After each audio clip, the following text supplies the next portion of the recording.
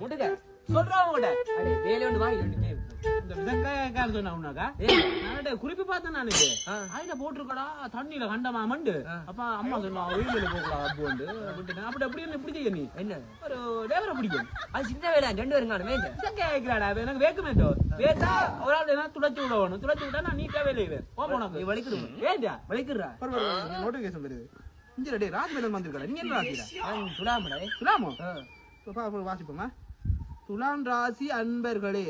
நீங்கள் இனி இல்லை என்று சோம்பரியாக இருப்பீர்கள் நீ சோம்பரியா பாத்தியா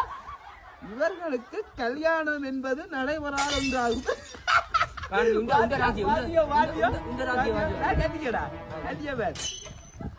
கன்னி ராசி அன்பர்களே நீங்கள் இனி இல்லை என்று சுறுசுறுப்பாக இருப்பீர்கள்